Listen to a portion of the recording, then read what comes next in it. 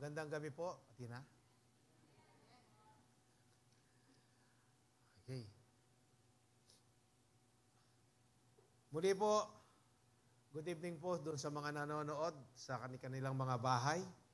Sana po makasama namin kayo dito sa sanktuaryo po ng ating Panginoon. At sa gabi pong ito, muli, napakaganda na naman po ng mensahe ng ating Panginoon na ipinagkaloob po sa bawat isa't isa sa atin o the whole month of December. Pag December po, laging nakaano po sa ating kaisipan, nakaukit na yan, na ito yung kapanganakan po ng ating Panginoong Jesucristo. Pero wala pong talagang tunay na nakakaalam kung anong araw po yan o anong buwan po yan. Ano po. Pero salamat dahil po sa sobra-sobra, labis-labis na pagmamahal po ng Diyos, ipinagkaloob niya ang kanyang bugtong na anak na walang iba kung hindi ang ating Panginoong Jesucristo. Para kanino? Para sa bawat isa't isa po sa atin. Na kung sino man po yung sasampalataya sa Kanya, hindi mapapahamak kung hindi magkakaroon ng buhay na walang hanggan. Lawak ng pag-ibig ng Diyos sa atin. Kaya po, sa buong December na ito, ang pinakatema po natin, yung Celebrate Jesus, Celebrate Christmas. Ano po? Sana po, tayo bilang mga mananampalataya, maunawaan natin, ano ba talaga ang Christmas? Ano talaga yung pinakamalalim na ibig sabihin? O yung mensahe ng Pasko.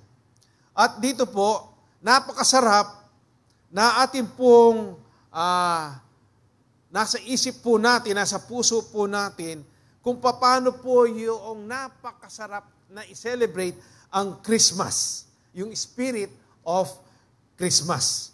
At ang topic po natin sa gabing ito, yung unang Sunday po, itong unang Sunday ng December, napakaganda po.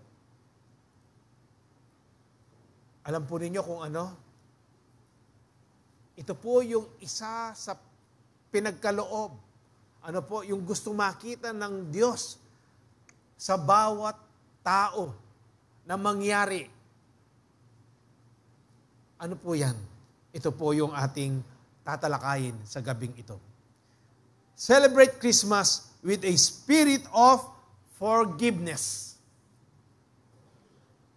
Kasakit po mag-amen, po. Alam po ninyo, itong unforgiveness o itong forgiveness na ito po yung isang ginagawa ng kaaway na maging balakid sa mga mananampalataya para po hindi umusad, hindi mag-progress ang faith ng isang mananampalataya. O hindi niya maranasan yung kabuuan ng blessing ng ating Panginoon. Yung pong unforgiveness o yung pagre-release po ng forgiveness. Napaka-importante po yan. Kaya po yan po yung isa sa pinakamensahe ng Christmas. Kung ating pong laging iukit sa ating puso't isipan. Celebrate Christmas with a spirit of forgiveness. Isa po sa pinakatanyag na evangelist sa ating pong kapanahunan na kasama na niya po ang ating Panginoong Jesus, ang kanyang Creator. Ang sabi niya, an unforgiving spirit not only fails to solve anything, but it acts like a poison on our souls. You cannot harbor anger and bitterness in your heart without bringing great harm to yourself. Yan po yung sinabi po ni Billy Graham. Totoo po ang bawat words na nakasulat dyan, na binabasa po natin, na nababasa po natin. At sa Hebrews chapter 12, verse 15, ang sabi po dito, see to it, tignan ninyo, ng mabuti, that no bitter root grows up to cause trouble and defile many. Tayo po sa mandaling pumikit, manalangin. Ama namin, salamat po sa gabing ito na muli maririnig na naman po namin ang makapangyarihan mong salita. Ang dalangin ko po, Panginoon Diyos, na ang bawat nakakarinig ng tinig mo, Panginoon Diyos, ng buhay mong salita. Lord, ang dalangin ko po, buksan mo yung mata ng kanilang pangunawa. Buksan mo yung mata ng kanilang mga puso, Panginoon Diyos, upang ang bawat salita na maririnig namin nila, Panginoon Diyos, tumimo po sa kanilang mga puso. At ito, Panginoon, ay ipamuhay po nila. Mangyari ito, Panginoon Diyos. Lord, wala pong matigas na puso sa inyo, Panginoon. Pwede po ninyong palambutin, Panginoon Diyos. At sa gabing ito, Panginoon, anuman po yung nilalagay ng kaaway, Panginoon, na hadlang upang ito ay hindi mangyari sa buhay ng aking mga kapatid. In the mighty name of Jesus, by the authority you have given to me, given to us, Lord, amin pong pinalalayas ang espiritu ng unforgiveness, Panginoon. Yung katigasan ng puso, Panginoon. In the mighty name of Jesus. Lord, alam namin na sa gabing ito, may gagawin ka po sa bawat buhay, sa bawat puso ng aking mga kapatid, Panginoon Diyos. Even yung mga nakakarinig, nanonood sa kanilang mga tahanan, Panginoon. Lord, salamat po. Salamat, Panginoon, sa victory, Panginoon, na amin ang nakamtan sa gabing ito, Panginoon Diyos. Maraming salamat po. Salamat, Banal na Espiritu Santo. Salamat. Ang salita mo po ang siyang magiging salita ko lamang. At ang pangalan mo lang ang itataas ko sa likuran ng pulpitong ito. Salamat po, Panginoon. Salamat. Ang lahat ng ito ay aming, Panginoon, binibigay sa iyong matamis at makapangyarihang pangalan. Sa pangalan ng aming Panginoong Jesus. Amen. Amen. Amen.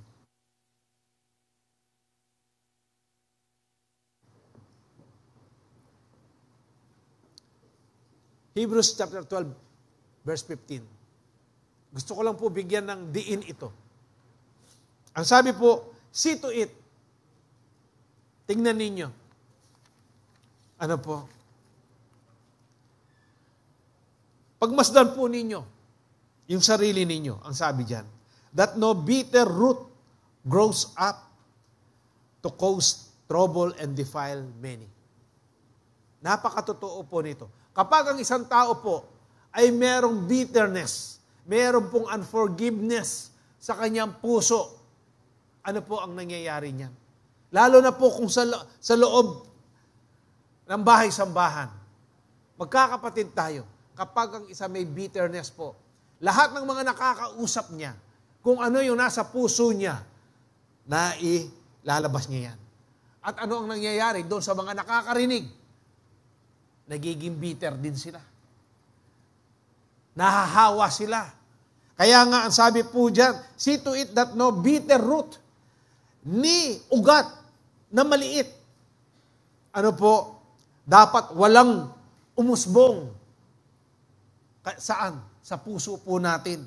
Para hindi po ma-defile. Hindi mahawa. Ano po? Hindi maging katulad mo. Ang karamihan. See to it. See to it. Sabi po ng salita ng Diyos. Kaya nga po, yung mga may bitterness, may mga unforgiveness, masayang tao rin. Dahil nga ganang luluwal keng asbukda, mapait ngan. Kasi, ano po ang sabi ng salita ng Diyos? The abundance of the heart, the mouth, speak. Ano po? Ano lang yung nasa puso mo? Yan lang po ang lalabas sa bibig po ng tao. Sa Luke chapter 2, verse 13 up to 14, suddenly a great company of the heavenly host appeared with the angel, praising God and saying, Glory to God in the highest heaven, and on earth peace to those on whom His favor rests. Peace to those on whom His favor rests.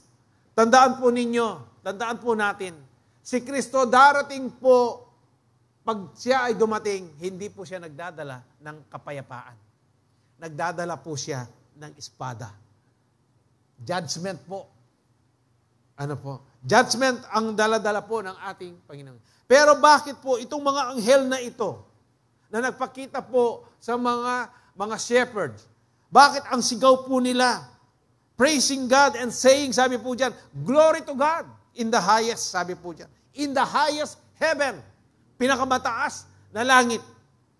And on earth, peace to those on whom His favor rests. Kanino kaya itong favor na ito na tinutukoy po dito? Tandaan po ninyo, hindi darating si Kristo ng dala-dala niya kapayapaan kung hindi po hatol, judgment. At ano po ba? Ito. Sino ang makakaranas dito? Dito sa sinasabi pong favor ng ating Panginoon. Doon lamang po sa mga marunong magpakumbaba. Yun lamang pong may Kristo sa puso nila. Yung pong sumunod, ipinamumuhay kung ano po yung mga katuruan ng salita ng Diyos. Tandaan po ninyo, yung mga hindi sumusunod sa mga kautusan po ng Diyos, sila po ay kalaban ng ating Panginoon. Rebelde na po rin. At ning rebelde, ala pong munta keng banwa. Amen po ba? Pagdating po kasi sa forgiveness, napakasahirap mag-amen. Dahil ito po yung isang tool ng kaaway. Ano po, na talagang 24/7. Yan po ay yung isinisiksik niya sa ating puso. Ano po, pag-aaralan pa po natin yan ng malaliman. Ano po ang sabi pa sa James chapter 4 verse 6? But He gives us more grace. That is why Scripture says, God opposes the proud but shows favor to the humble. Kanino yung favor? Doon sa mga marunong magpakumbaba. Amen po ba? Nino po ang mapagpakumbaba? Mapagpakumbaba tamo, uling i-Kristo at sukekatamo. Uling yan na imburina, yan ang gusto niya. Amen po ba? Hindi yung kayabangan. Ano po? Kaya nga, opposes the proud, but shows favor to the humble. Magkakaroon lang po tayo ng kapayapaan. No? Ang ibig sabihin po nito, yung forgiveness na galing sa Diyos. Sino po yung nakakaranas ng kapayapaan? Yung tunay na kapayapaan. Yung sinasabi po doon sa Philippians chapter 4. Ano? Yung the peace that surpasses our understanding. Yung pong kapayapaan na hindi natin matarok, maabot, maunawaan, pero damang-dama natin. Nararanasan natin. Hindi natin ma-describe kung ano man yung salitang gusto natin. Pero damang-dama po natin yung kapayapaan na yan. Yan po yung sa tao, mararanasan niya yung kapayapaan na yan, yung marunong pong magpakumbaba. At tinanggap niya po si Jesus bilang, tagapagligtas niya, Panginoon ng buhay niya. Tinanggap na ho ba ninyo ang ating Panginoon? Bilang sarili ninyong tagapagligtas. Panginoon ng buhay ninyo. Kaya, susunod tayo sa kanyang mga pinag-uutos. Meritakla. Kung tinanggap po ninyo ang ating Panginoong Jesus bilang tagapagligtas ninyo, personal na tagapagligtas, Panginoon ng buhay po ninyo, dapat nasusunod siya sa buhay po natin. Dapat sinusunod natin ito. Pinamumuhay po natin. Amen? Marami po kasi sa atin ngayon. Natututo lang tayo. Nakikinig po tayo. Nag-aaral tayo na salita ng Diyos. Pero ang diferensya, ayaw nating ipamuhay. Ayaw nating i-apply sa buhay natin. Yan po yung diferensya. Kaya marami pong mga mananampalataya, pasok-labas lang. Simbabuela. Simba-uwi. Simba-uwi. Ano po? Dapat sa Calvary Temple, wala na po yan. Amen. Tayo pong lahat, ang gusto natin, ang pinapangarap natin, ang dinidesire po natin, yung masunod, maipamuhay, mangyari yung salita ng Diyos sa buhay po natin. Maganap. Amen po ba? Sa Romans chapter 5 verse 1, ano po ang sabi? Therefore, since we have been justified through faith, we have peace with God through our Lord Jesus Christ. Amen po ba? Sa 2 Corinthians chapter 5 verse 18, 19, all this is from God who reconciled us to Himself through Christ and gave us the ministry of reconciliation. Verse 19, that God was reconciling the world to Himself in Christ, not counting people's sin against them. And He has committed to us the message of reconciliation. All this is from God. Ang lahat po, tandaan ninyo, yung labis-labis na pag-ibig, yung biyaya, yung grace po ng Diyos, yung kanyang mercy, lahat po galing sa Diyos po yan. Tingnan po ninyo, kung pinabasa po ninyo, pinag-aaralan ninyo ang salita ng ating Panginoon, gaano kanya kamahal. Na ang bawat isa't isa sa atin, kung 7 billion na po tayong tao ngayon, even the Hamas, even the Hezbollah, yung mga kaaway ng Israel, mahal po ng Diyos yan.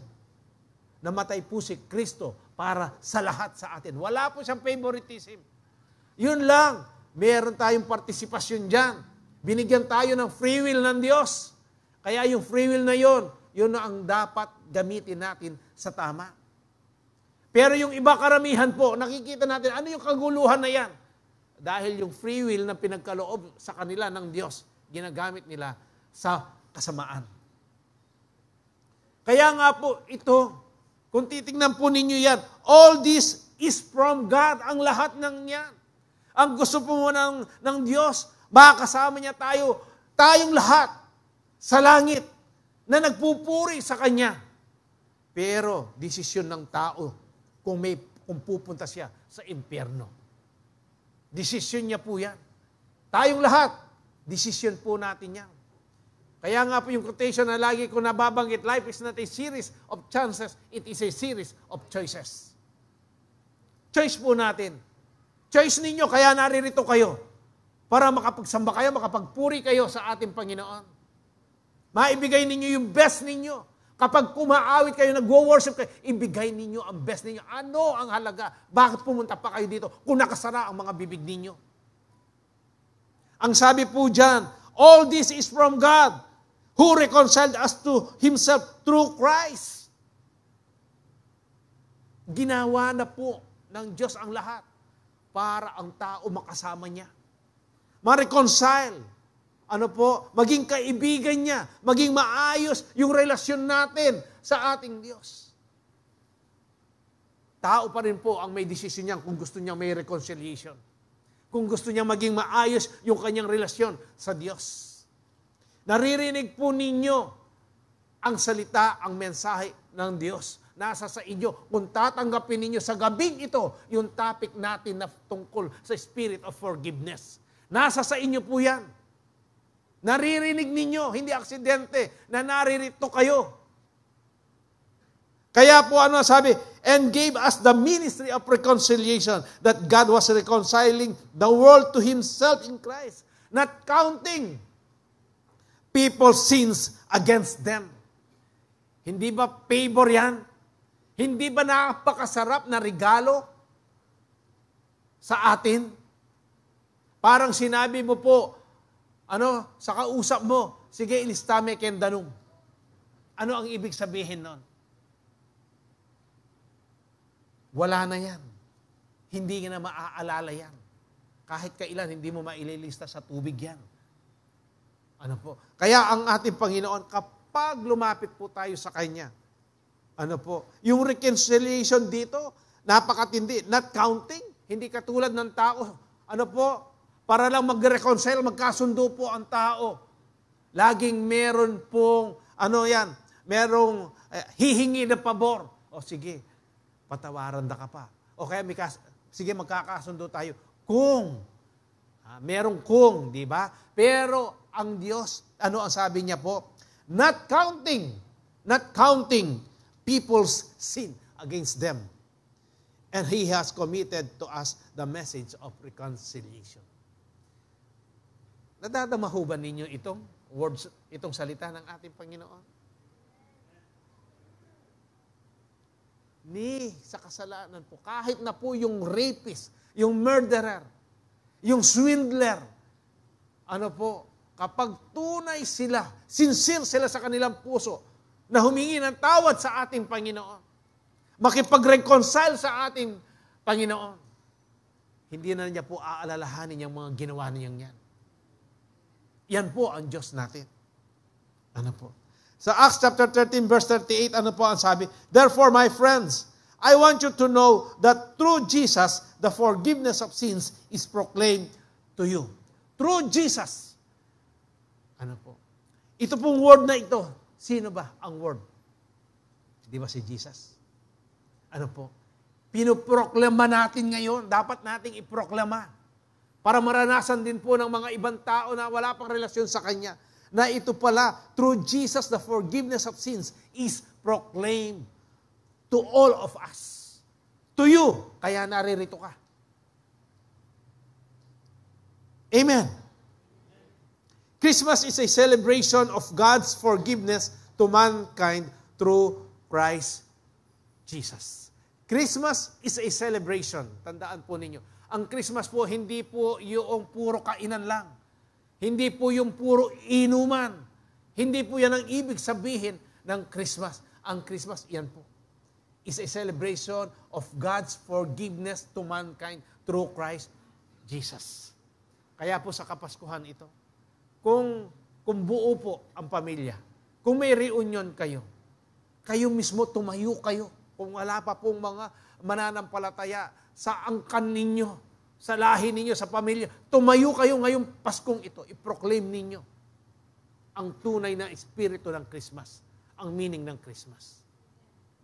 Amen po ba? If you want a life full of peace, and celebrate Christmas with joy, you must forgive as God forgave you.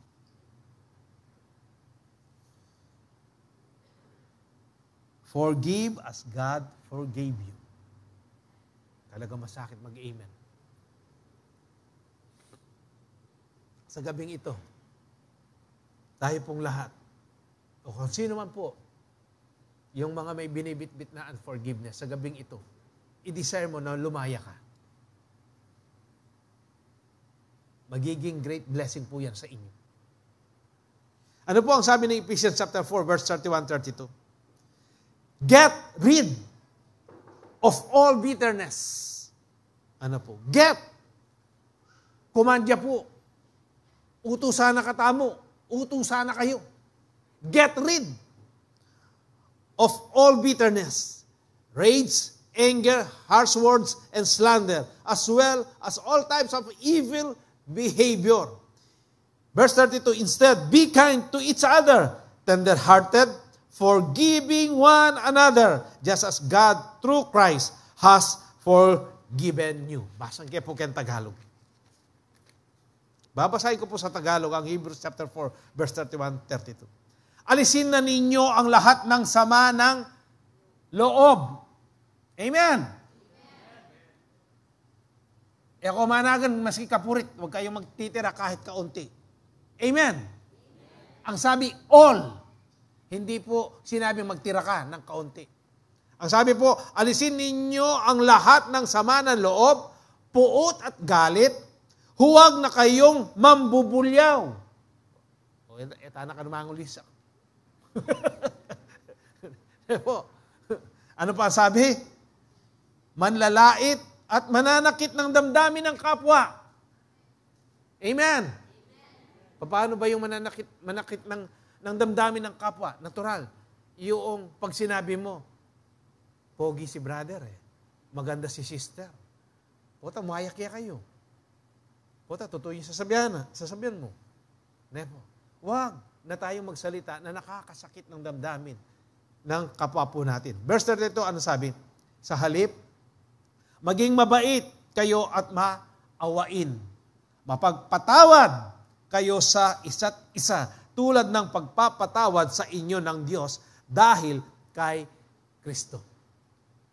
Doon po sa the Lord's Prayer, ano yung itinuro sa atin kung paano tayo manalangin? Forgive us as you forgive us as we forgive those who,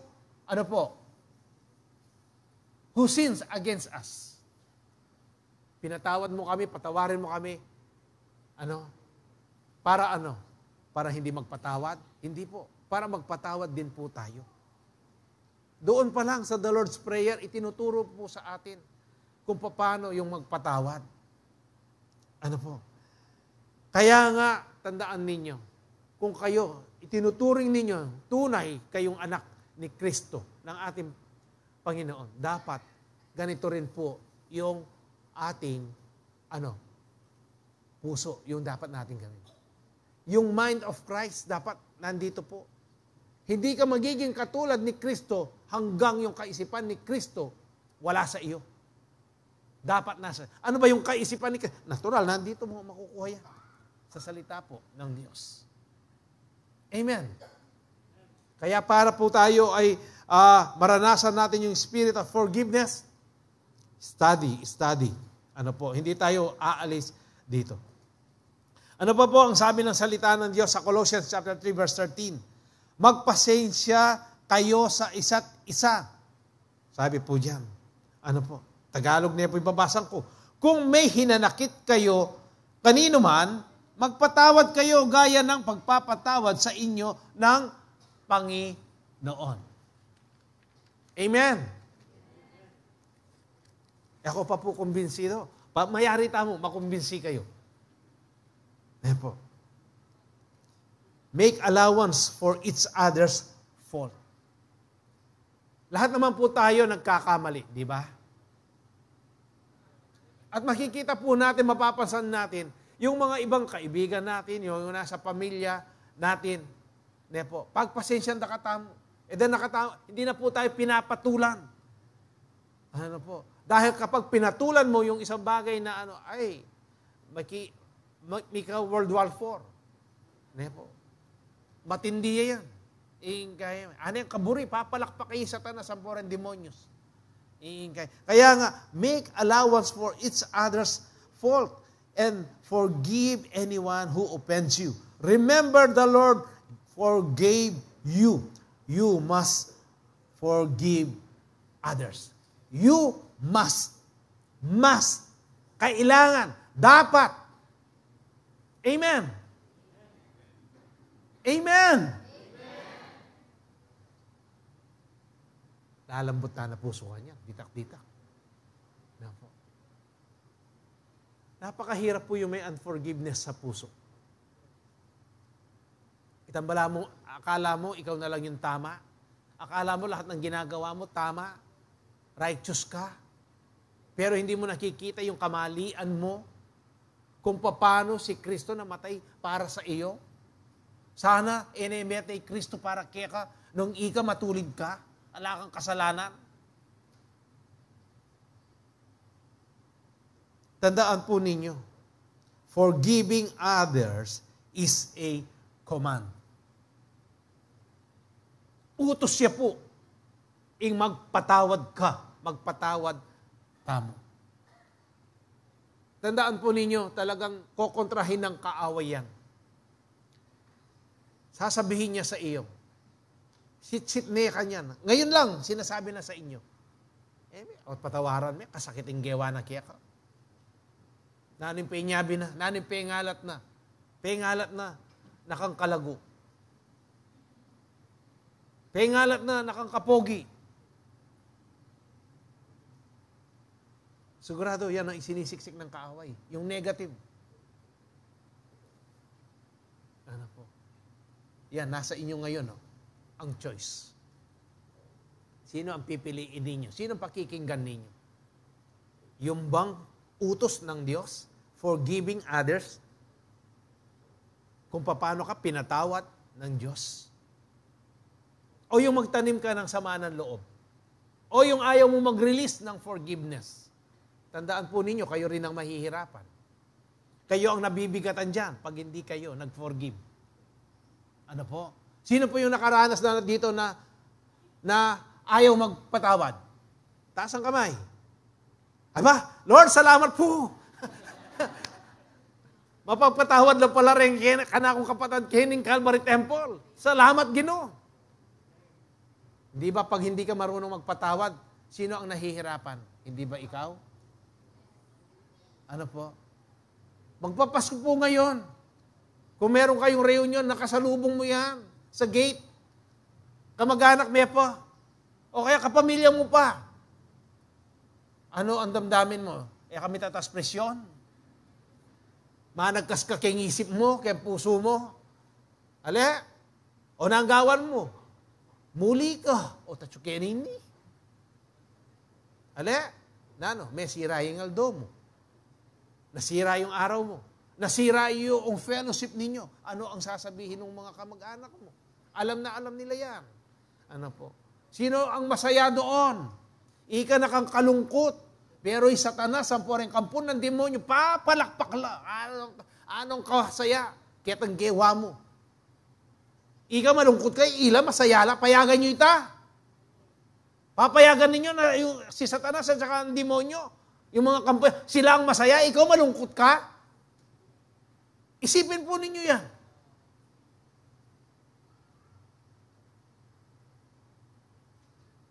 Kaya forgiving others is a command.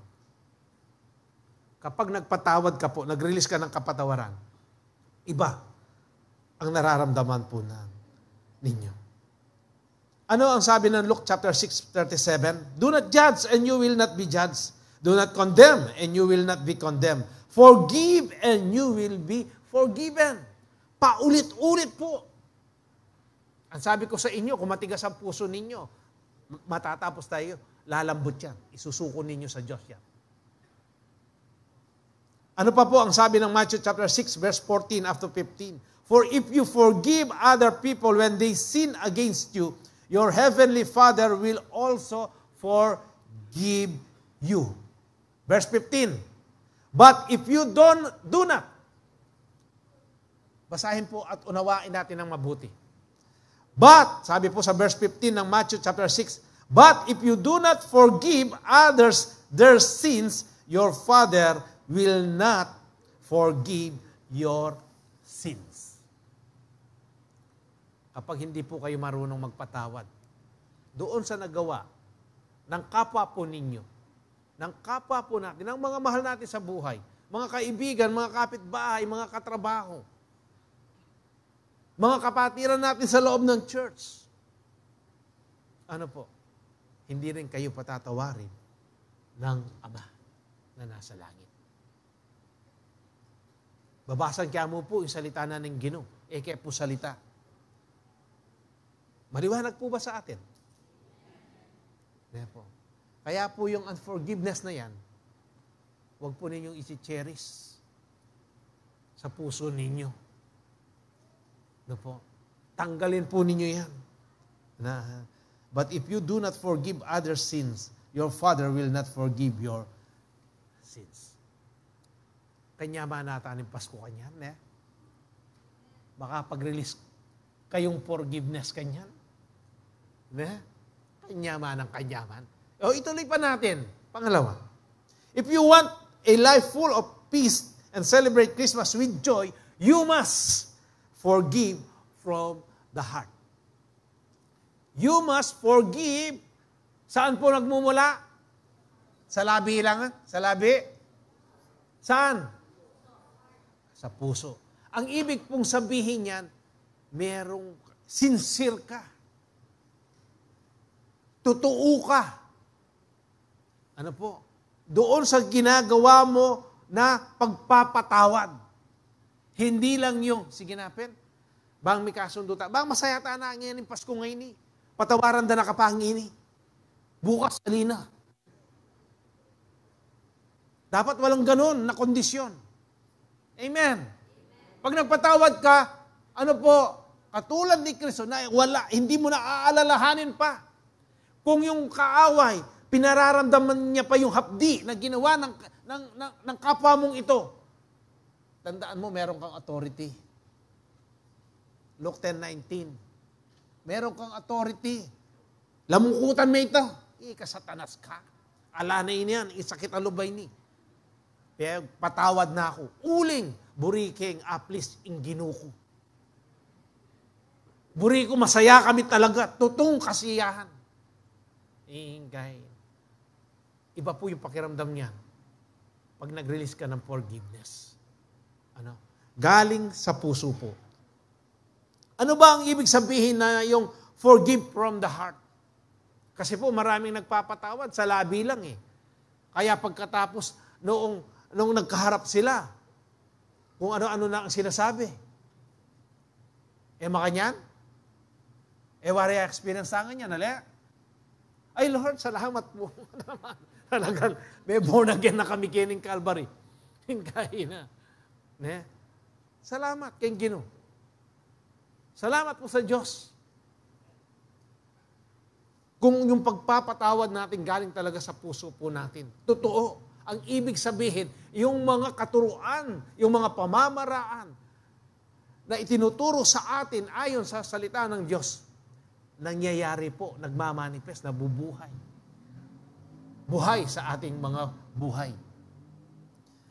Matthew 18:32-35. Ito po ay isang kwento, parable. Ano po? Kung babasahin po ninyo, pag uwi ninyo, basahin po ninyo para lalo pa po ninyong maunawaan yung sequence nitong kwentong ito.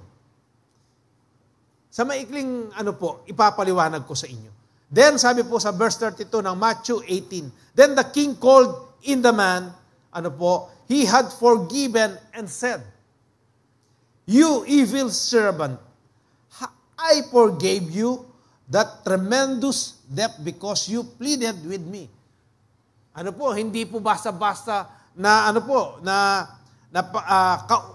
pagkakasala o yung pagkautang nitong servant na tremendous ang ibig pong sabihin nito, napakalaki. Sabi po diyan sa verse 33, shouldn't you have mercy on your fellow servant just as I had mercy on you? Then the angry king sent the man to prison to be tortured until he had paid his entire debt. That's what my heavenly Father will do to you if you refuse to forgive your brothers and sisters from your heart. Ang kwento pong ito, kung babasahin po ninyo ito, yung parable of the, yung unmerciful servant. Ang kaharian ng langit ay katulad ng isang hari, sabi po diyan kung babasahin ninyo. Na ang gusto po nitong haring ito, yung maayos. Walang sakitan ng loob. Marunong magpatawad, magmahal sa kapwa. Kaya po itong servant na ito, nang pinatawag niya, natural, ikang ating utang, balo mo nung ano yung dapat mong gawan. Ano po dito? No? Kahit na napakalaki po ng utang nitong servant na ito, mahigit po sa 10,000,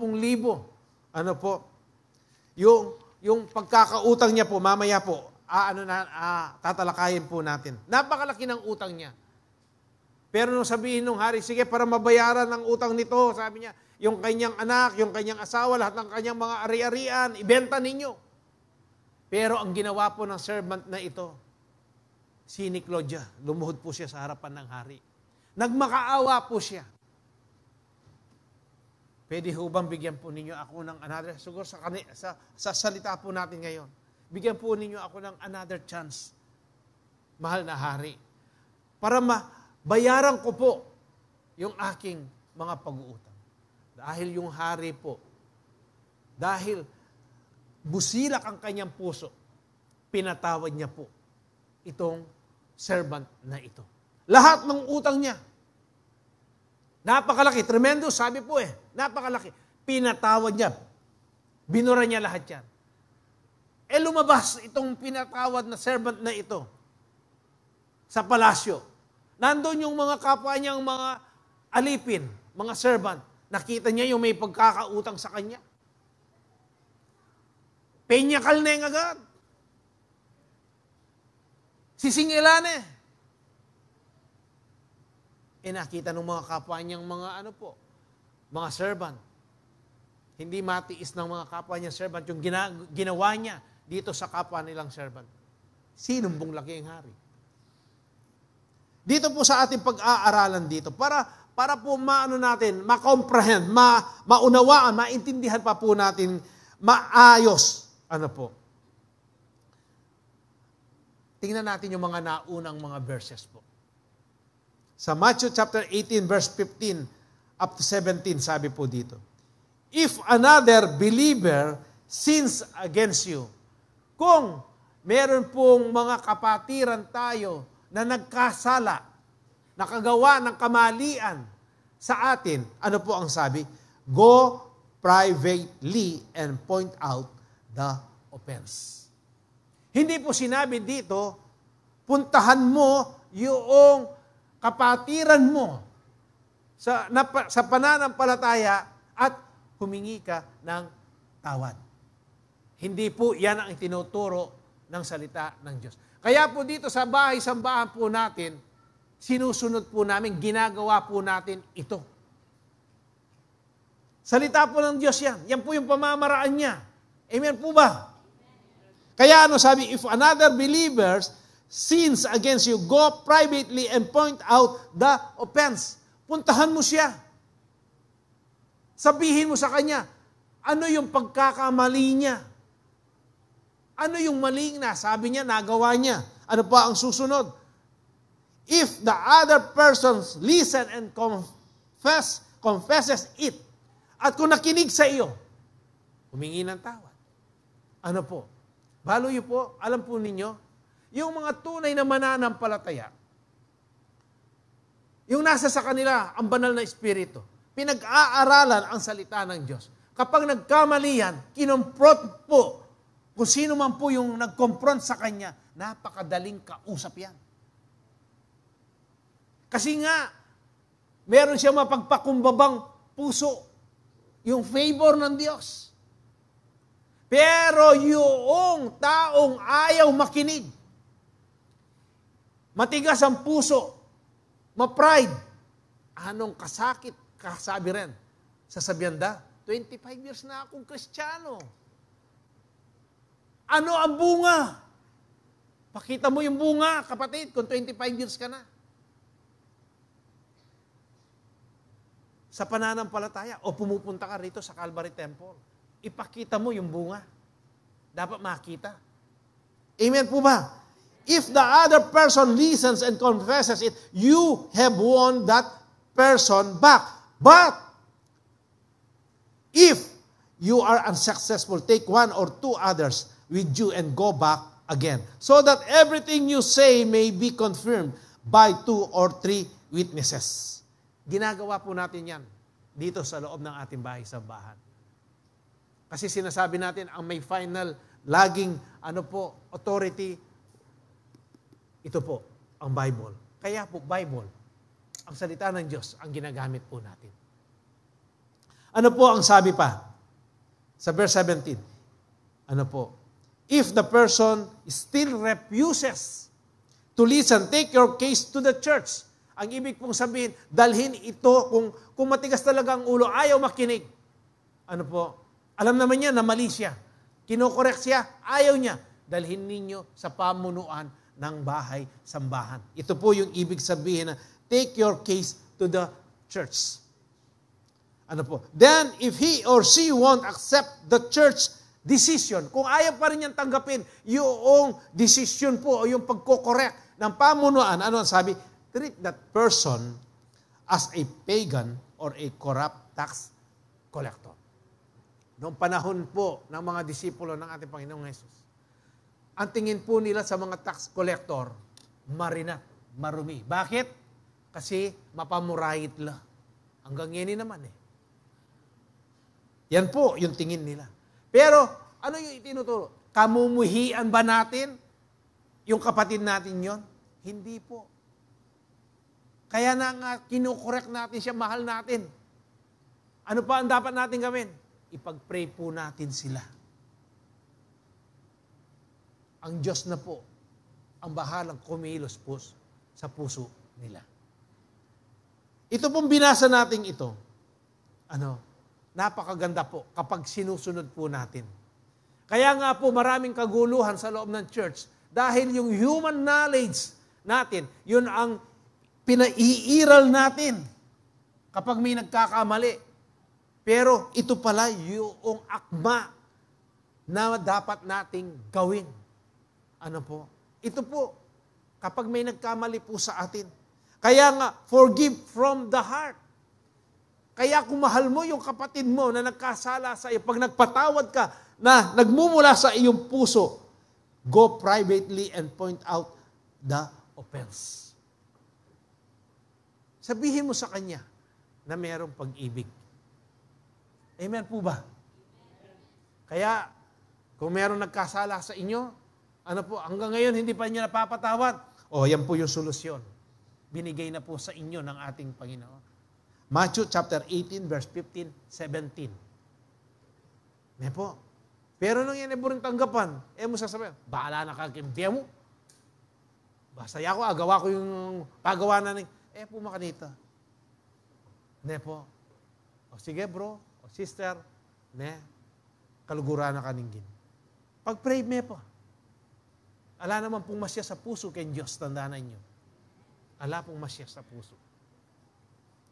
Kaya nga po yung forgiving na nanggagaling, yung pagpapatawad na naggagaling po sa ating puso. Na nagko-correct po sa ating mga kapatid. May pag-ibig po yan. Pag-ibig yan. Doon pa lang madadaman niya po yan. At gawin po natin ang lahat ng magagawa po natin. Totoo po yun.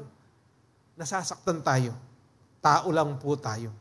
Pero tandaan po ninyo, yung luma natin pagkatao, wala na yan. In 2 Corinthians 5:17. Yung pinagkaloob ng Diyos, yung bagong pagkatao, dapat yun na po yung umiiral sa atin. Kung ang Diyos pinatawad kanya, dapat ikaw rin marunong ka magpatawad. At sincero galing sa puso. Kung paano tayo pinatawad ng Diyos. Sincere po yung... Anong sincere? Pagkalub niya pa yung kayang bugtong anak. Isipan nyo na mo po ito. Baka na yung kalabis, labis, inglugod na. Sincero na ning Diyos kaya katahan mo. Ita mo salita mo misan Sabi natin, Pastor Manny, gusto ninyong malaman ninyo na pinatawad na ninyo yung mga nakasakit ng kalooban sa inyo, saliyang regalo. Kaya Pasko, ibiyaya kayo. Ang Diyos, pinagkaloob niya po ang kanyang bugtong na anak para maipakita lamang niya kung gaano niya tayo kamahal, kung paano siya kansinsiro talaga. Mahal na mahal po niya tayo. Kaya dapat, nagpapatawad tayo galing talaga sa puso, katulad ng Ama na po natin. Amen po ba? At doon po sa susunod na verses dito, nandito si Peter. Si Peter naman, alam naman po ninyo, nekagalingin niya. Ang sabi po dyan sa verse 21, 22, Then Peter came to him, asked. Sabi po dyan, and asked, Lord, nepa mong kapag maragun, Lord, how often should I forgive someone who sins against me? Panginoon, sabi po niya, gaano kadalas kung patawarin yung taong nagkasala sa akin? Ane pa mong kasaya, segutaning kutang na. Neka pagbaragul, 7 times? Ano po ang sagot ng ating Panginoon? Menahimik ka ni Peter, sabi ng Peter. Ay sabi na po ng Ginoo, no, not 7 times. Jesus replied, but 70 times 7. 70 times 7. I-multiply ya po. Nano ya po? Ing answer. 70 times 7. Hindi ba? 490? Kung nagkakasala sa iyo, sa isang araw, yung kapatid mo, 3 beses na lang yan. Ang sabi dito, patawarin mo siya na 70 times 7. Hindi pa natatapos yung una na 490. Nagkasala, 490 na naman yon. O ilan na ngayon yon? Mahigit ng 800, 900, di ba? Mangyayari ba yon sa isang araw? Ang ibig sabihin nito, yung 70 times 7, kapag nagkasala ang kapatid mo sa iyo, patawarin mo kaagad-agad. Mag-release ka kaagad ng forgive. Dapat wala na yon, sakit sa loob. Yung damdamin na yan. Dapat, kung tinanggap natin si Kristo bilang tagapagligtas natin at Panginoon ng buhay natin, dapat si Kristo na po yung namubuhay dito, siya yung naririto. Yung pag-ibig ni Kristo yung naririto. Yung forgiveness, dapat naririto yan. Kahit ilang beses pa magkasala yan. O Pastor Makanano Lapuret ang manutang. Ika yung manutang. Ito sinabi yun niyang minuna na bayaran nyo lang. Bayaran nyo lang. Nung sabihan mo ning kain, ning pegutangan, yung pinagutangan ninyo, mo na babayaran. Kaburi mo, kaburen Pero yung tunay na talaga nagsisisi, meron siyang gagawin dyan. Yung retribution, yung may kabayaran, babayaran mo. Ano po? Ako po, ginawa ko na sa tithes. Hindi ko binigay yung tithes ko. Ano po? Pero alam ko mali. Kasi may narinig ako na hindi maganda. Pero may kabayaran po yun, may sukli. May binuhat kami, tapos mali ang pagkabuhat ko dito po. Almost 1 month. Hihinga lang po ako, i-release ko yung hininga ko. Parang tinutusok po ako ng karayom. Umiiyak po ako talaga. May kabayaran talaga yung disobedience sa mga utos ng ating Panginoon. Pero, nung nagpakumbaba po ako sa Panginoon, talagang from the heart. Hanggang ngayon, hindi ko na po ginawa yun. Alam po ninyo, nung ipagkaloob ko muli yung akin tithes na yun, nilagyan ko na ng 5% na interest. Binayaran ko po talaga. Kahit na masakit, kahit na mahirap, ginawa ko po yun. Ito po, hindi sinasabi ko ba ito na para magmayabang? Hindi po. Sinasabi ko po ito, pinatututuo ko dahil lang sa biyaya ng Diyos, kaya nagawa ko yun. Dahil gusto ko, mapasaya ko ang aking Creator, ang Panginoon ko, na nagbibigay ng lahat na meron ako. Ito po yung sinasabi, forgive from the heart. Dapat talaga meron kang gawin, kahit na masakit pa yan. Bilang tao, huwag mong pakinggan ang sinasabi ng kaaway. Ang pakinggan mo kung ano yung small voice na nagsasabi sa iyo, forgive, forgive, forgive, forgive. Naging totoo ka. Hindi po made in China, yung forgiveness ninyo. Hindi imitation. Dapat totoo. Amen po ba? Kaya dito, siguro si Peter, sabi niya, Lord, 70 times 7? Mila ko pangayabang yung Peter Kenny. Mangutang niya, kabat sa dinaning answer in kayang kutang. Pero aliwa pala, hindi pala ganon. Ang nasa puso po ng ating Panginoon. Ang gusto niya, talagang patawarin mo from the heart. Ano po? Ito po yung sinasabi ko sa inyo, doon sa servant. Ano po? Yung pinatawad ng hari na napakarami niyang utang. Ano po? Pero binura po lahat ng hari yun. Tingnan po ninyo ito, yung parable of the unmerciful servant. Sa Matthew 18:21-35. Kung babasahin po ninyo. Itong servant na ito, doon po sa kapanahunan nila, nagkautang po siya yung 10,000 talents. Yung 10,000 talents na yan, a talents was worth about 20 years of a day laborer's wages po yan. Sabihin po natin sa panahon natin ngayon, magkano po yung sahod ng laborer? Sabihin na natin ng 500 po. Yung 500, i-multiply mo sa 26 days dahil po yung linggo, inalis natin. Di meron siyang 13,000 a month na sahod.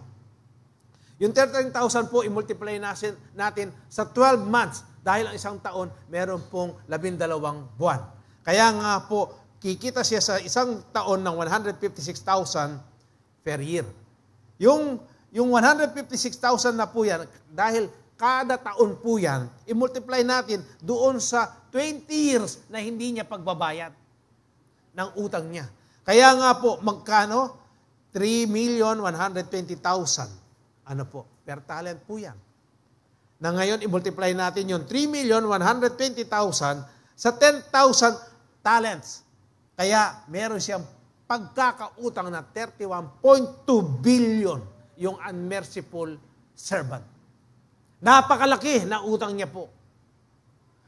Punta naman po tayo doon sa pinakal na nakalupa ng kay servant. Ano po, yung paglabas niya doon sa palasyo, nakita niya yung may utang sa kanya. Ang utang lang po noon, ito po, 100 denarii. Yung denarius po was the usual daily wage of a day laborer. 1 denarius, sabihin po natin, yung 500 po per day. At yung 500, i-multiply po natin sa 100 denarii, 50,000 lamang po yung utang nitong isang alipin dito sa unmerciful na alipin. Ilang percent po yun? Napakalayo po para mag 1% pa. Ano po? Ilan? 0.0300016%. Compared doon po sa 31.2 billion na utang nitong unmerciful servant. Doon sa unmerciful servant, pinatawad siya ng Diyos, ng hari. Tayo po, gaano kalaki yung mga kasalanan natin na nung lumapit tayo, humingi tayo ng kapatawaran sa ating Panginoon. May inisa-isa niya bahubat yung mga kasalanan na ginawa natin, na nagawa natin? Inisa-isa niya po. Nung humingi kayo ng kapatawaran sa ating Panginoon, nung makilala ninyo si Kristo, inisa-isa niya ho ba? Hindi ba nadaman ninyo na pinatawad kayo sa lahat ng mga kasalanan na nagawa ninyo? Even ngayon, nagkakasala pa rin tayo. Pag lumalapit tayo, iniisa-isa niya pa rin ba yan? Hindi ba pinatawad niya tayo? Bakit? Wala ba tayong karapatan? Hindi natin masasabi na, kaya patawaran kasi yan, nakasakit, inggewa na. Hindi mo dapat sabihin yon. Yung reason na yan, yung lofty opinion na yan, galing kay Satanas yan. Galing sa demonyo yan. Itong kaisipan natin na na-transform, na-renewed na salita ng Diyos, dapat yan po yung umiiral. Yung mind of Christ. Dapat yan po. Pag sinabi po na mag-forgive ka without any condition na ibibigay mo. Amen po. Kahit na napakalaki ng kasalanan natin, pag lumapit ka na may sincero sa puso mo, sa ating Diyos, burado po lahat yan, mga kasalanan na yan. At dapat ikaw, marunong ka rin magpatawad. Amen? Amen po ba? Forgiving others from the heart is equal to God's forgiveness. Forgiving others from the heart is equal to God's forgiveness. Amen? Gusto ninyong masayang-masaya ang inyong Pasko? Ayan po yung sikreto. In advance na ng ating Panginoon. Panghuli po. O meron po akong gustong idagdag. Yung iba po kasi, kaya ayaw nilang mag-forgive. Ang sabi po diyan, to love God deeply, sabi po diyan, is, we need to acknowledge the gravity of your sin. Kaya yung iba po, nahihirapan o ayaw magpatawad, ayaw mag-release ng kapatawaran. Ang tingin kasi nila sa sarili nila, na po, may kakasala. Tama sila. Hindi nila nakikita yung gravity, yung bigat na nagagawa nilang kasalanan din. Ang nakikita nila na bigat, na mabigat yung kasalanan, yung nakagawa ng pagkakasala sa kanila, yung nakasakit ng kalooban sa kanila. Yun ang nakikita. Pero yung sarili nila, hindi nila nakikita. Kung mahal mo talaga ang Diyos. Kaya nga, love the Lord thy God with all your heart, with all your soul, with all your strength, with all your mind. Kung mahal mo talaga ang Diyos, hindi pwedeng hindi mo susundin ang kanyang mga pinag-uutos. Lalong-lalo na yung magpatawad tayo. Napakagaan po kapag nagpatawad ka. Yung peace that surpasses our understanding, yun yung mararamdaman mo, mararanasan mo. Then cancer cells, kumabi. Kasi kapag meron kang unforgiveness, kabiyasa magpatawad, hindi ba nai-stress ka? Nakikita mo pa lang o naririnig mo pa lang yung pangalan ng tao. Yung iyong blood pressure tumataas ka agad na napakabilis sa 250/190. Gusto ninyong maranasan yon? Ha? Kayo rin ang nagpapahirap sa sarili ninyo. Diretsahan po tayo. Ninong matula. Ulitan ke. Ing matula, Satanas, ang po'y demonyo. Ika, magkasakit ka. Mitas ka presyon. Uling ketang, kabiyasa magpatawad. Miras kang yeni kay ICU. Nang milyari, may gastos ka pang maragul. Sinong masaya ngayon? Ikaw nagsasaper ka dyan sa unforgiveness, kabiyasang pagpatawad. Deng magsaya, deng papalakpak, makapadurot kaya ka, Satanas, ang po'y demonyos. Pero na magpatawad ka, kasaya. Masaya. Masasabi mo pa, Lord, sana po all. Sana po all, biyasa lang magpatawad. Then tao. Diba? Pag nagpatawad ka, magaan ang iyong kalooban ng puso mo. Pupurihin mo pa ang ating Panginoon. Amen po ba? Pangatlo po, if you want a life full of peace and celebrate Christmas with joy, you must, sabi po dyan, you must forgive by faith.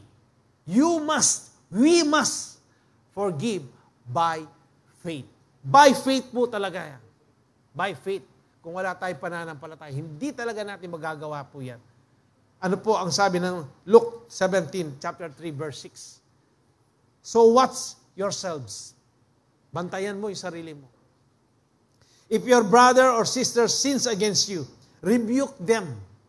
And if they repent, forgive them.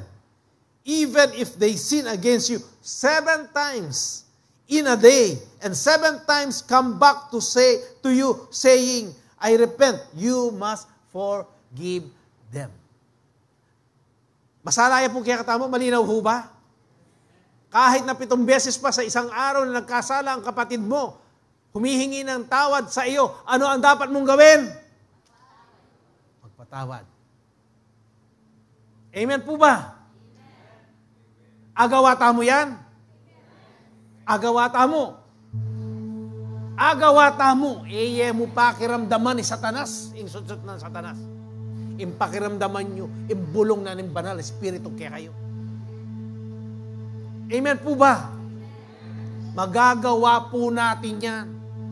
Ano po ang sabi dito sa verse 5? The apostle said to the Lord, increase our faith. Increase our faith. Increase our faith. Mahirap mag-amen dito sa forgiveness. Kailangan natin yung pananampalataya natin sa ating Panginoon. Ito yung isang tool ng kaaway na napakatindi. Kaya karamihan, yung mga hindi sumusunod sa utos ng ating Panginoon na magpatawad, nahaharangan ang mga blessings na dapat nakamtan na po ninyo.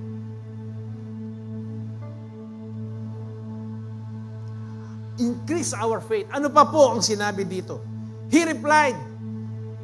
Ang sabi ni Jesus sa kanila, nung sabihin nilang increase our faith, ang sabi po ni Jesus sa kanila, if you have faith as small as a mustard seed, kung meron kayong kasing liit ng binhi ng mustasa, Pero yung maliit na binhi ng mustasa, ng pananampalataya na yan, ay buhay. Totoo. Ano ang sabi dito? You can say to this mulberry tree. Ano po yung mulberry tree?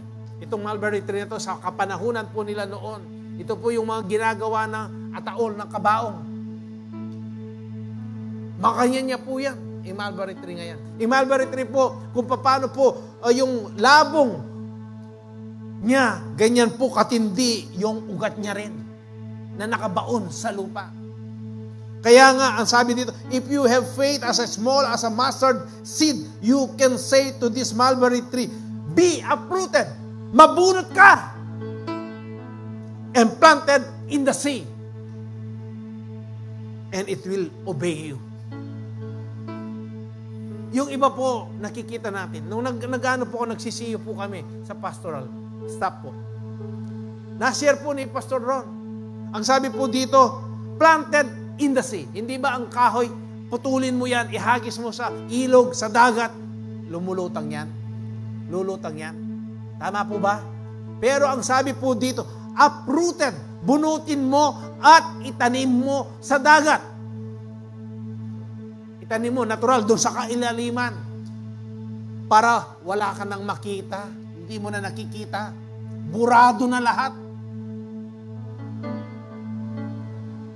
Kaya nga yung mga disipulo, mga apostles, increase our faith. Sila rin nararanasan nila. Kung paano yung hindi magkarunong magpatawad. Increase, kailangan talaga ang pananampalataya po dito. Paano naman titibay yung pananampalataya natin? Paano magiging matatag yan? Sa pag-aaral po ng salita ng Diyos. Hindi lang po tayo mag-aaral, ano po? Hindi lang kayo pumunta rito na nakikinig ng salita ng Diyos. Natututo kayo. Hindi lang kayo dapat matuto. Kung hindi, lahat ng narinig, natutunan ninyo, iukit sa inyong mga puso at ipamuhay ninyo. Dapat merong bunga yan. Makita po ninyo yan sa inyong sarili. Mahirap po ang merong kargang-kargang unforgiveness. Gusto ninyong maranasan na tunay ang espiritu ng Christmas sa 25? Ayan po yung kasagutan. Ito po yung itinuturo po sa atin sa gabing ito. Uulitin ko po, nasa sa inyo ang pasya. Patitigasin ba ninyo yung puso ninyo? O susundin ninyo kung ano ang tinuturo ng salita ng Diyos? Forgiveness is not based on feelings, but on faith. Hindi po yung sasabihin natin, sige, ano po, pag dumating na yung panahon. Yung healing and forgiveness cannot be done by time, but by faith in Christ alone. Hindi po natin, sige po, datang na yung panahon. Datang mo rin yung panahon. Patawad na ka. O tanong mo, di na tayo itang panahon na itamete ka. Kumusta ka, kapatid? Kumusta ka, kapatid? Kaya nga po, ang sabi dito, by faith in Christ alone. Kung nahihirapan po kayo magpatawad, kung meron pa po kayong hindi pinapatawad, sa gabing ito, yan po yung mensahe ng ating Panginoon. Mag-release po kayo ng kapatawaran. Ano po ang sabi? Pastor, alam naman po ako yung may kagawang mature. Yung sasabihan, Kenny, mag-release ka, patawaran mo na. Na sinabi na manyad kang tawad. Yung sasabihan, mag-release ka, magpatawad ka. Malinaw po ba sa atin? Kung ikaw yung, yung nasaktan,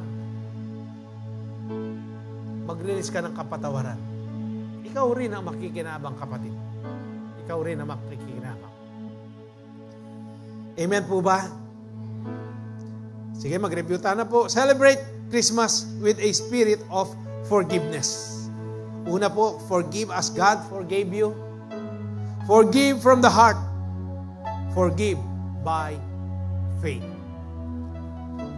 Sa 1 John chapter 4 verse 20, Ang sabi po dito, if someone says, I love God, kung sinasabi po ninyo na mahal ninyo ang Diyos, but hates a fellow believer, subalit, dadapat kinamumuhian ninyo yung kapatid ninyo sa pananampalataya, that person is a liar.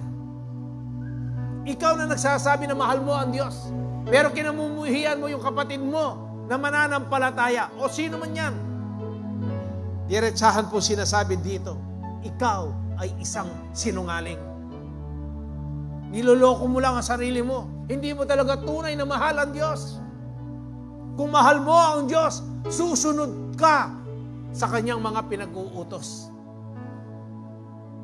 For if we don't love people, we can say, kung hindi natin pwedeng mahalin yung mga taong nakikita natin, nasa harapan natin. Ano ang sabi? How can we love God? Paano mo mamahalin ang Diyos na hindi mo nakikita? Kung yung nakikita mo, yung nasa harapan mo na tao, hindi mo kayang patawarin, paano mo nga masasabihin na mahal mo ang Diyos na hindi mo naman nakikita? You are a liar. Sinungaling ka. Sabi ng salita ng Diyos. 1 John chapter 4, verse 20. Sa 1 John chapter 3, verse 15. Anyone who hates another brother or sister is really a murderer at heart. Kung sino man po yung kinamumuhian niya, yung kanyang kapatid, siya ay isang mamamatay tao sa puso. Napakabigat po nito. Hindi sinabi na mapatay mo muna siya para maging murderer ka. Hindi. Ang sabi po dyan, anyone who hates, kinamumuhian niya yung kanyang kapatid. Ano po? Siya ay murderer sa kanyang puso. And you know that murderers don't have eternal life within them. At ang isang mamamatay tao, yung merong muhi sa kanyang puso, hindi po siya magkakaroon ng buhay na walang hanggan. Amen po ba? Amen. Unforgiveness is also saying no to Christ.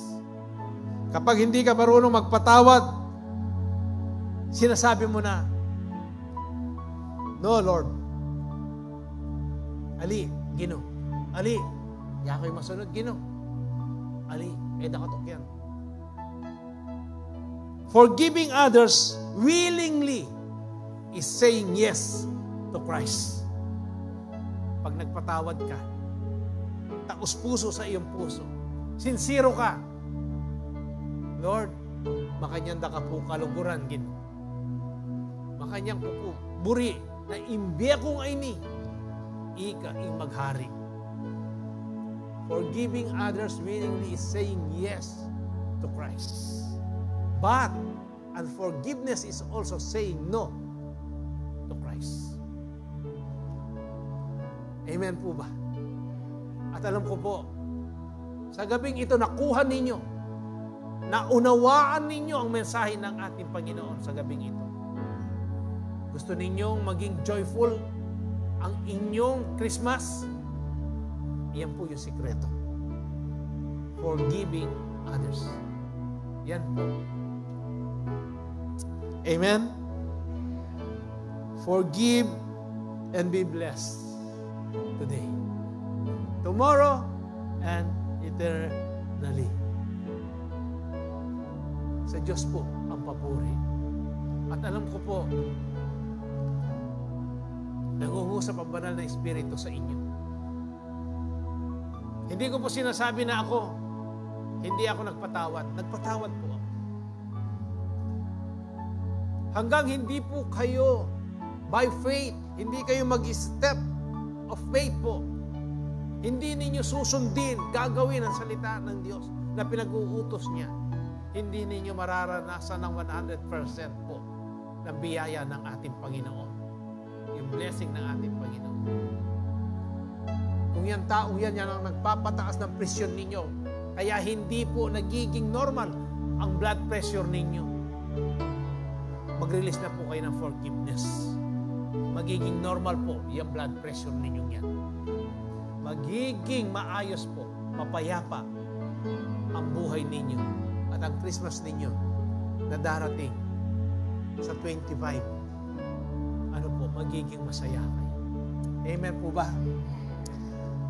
Sige po, purihin natin ang ating Panginoon. Tayo po'y tatanggap ng banal na hapunan.